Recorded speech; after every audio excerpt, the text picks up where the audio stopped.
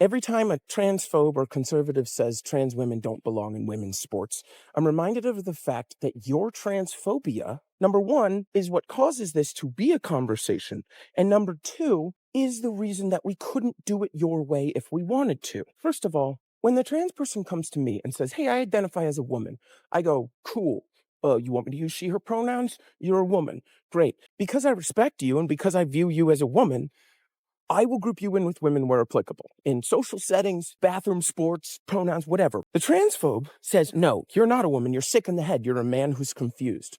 Therefore, I will not be grouping you in with sports or bathrooms or whatever else it is, right? Notice how sports comes after the therefore, which means sports is a secondary conversation. It means the primary foundation of this is that trans women are women by the definitions of the words identity, man, woman, gender. And so no one will ever agree with you on the secondary points like bathrooms and sports until you get the primary point right. You may actually have an argument that we should split sports based on sex, right? Because sex is what affects your physical development, not your gender, which is a social construct. But the only way anyone will ever listen to you is if you say, fine, trans women are women. However, I believe that we shouldn't split sports based on gender. We should split sports based on sex.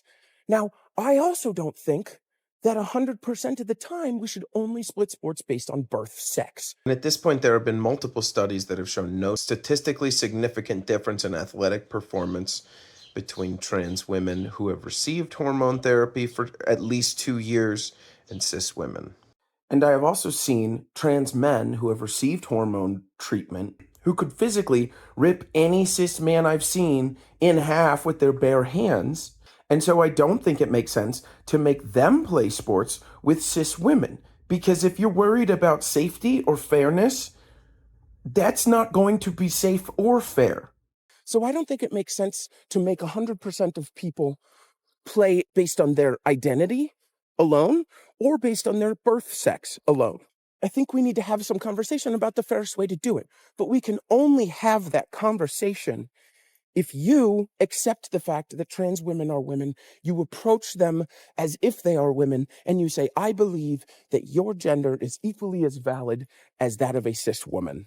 So if you cared about protecting the fairness of women's sports or whatever it is, you would start by saying, fine, trans women are women. So let's say for a second, we do it your way, where we split sports based 100% on birth sex. Because of your transphobic rhetoric, the narrative you push that trans people aren't who they say they are, because you continue to do that, you have created a world where it's not safe nor accepted to be out as trans. Let's say we're doing it your way and we go to a male soccer game. Notice how I said male, because we're talking about splitting based on sex, not based on gender. You see a person down there who identifies as a woman. Maybe you see in the program like she, her next to her name, or she's expressing herself more femininely. Well, that immediately outs her as trans.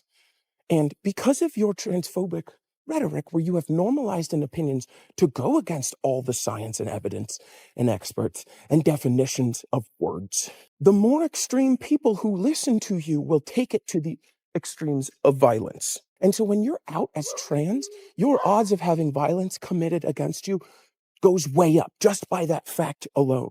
But even if you set that aside, imagine being that trans woman who just wants to play soccer. Every time your name comes up, there has to be a conversation about you being trans. There has to be a conversation about your genitals, maybe, or your gender relative to your sex. And it's like, maybe she doesn't want that to be her entire identity as a trans woman. Maybe she just wants to play soccer. Now, let me be clear. She should have that opportunity to talk about herself being trans and how hard that was for her, or what that was like for her, or whatever.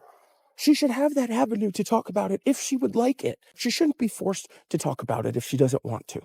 If there's a conversation about her in the sports world, what percent of those conversations do you think are going to be about her being trans as opposed to her being a person who plays soccer? Until we get to a point where we go, cool, she's a soccer player. Do you think we're going to win today? And then you move on with the conversation. She may not want to be out as trans. Both of those things, not being safe nor being accepted, only happen because of your transphobic rhetoric. So until you make a world where it's safe and accepted to be trans, we cannot do it that way.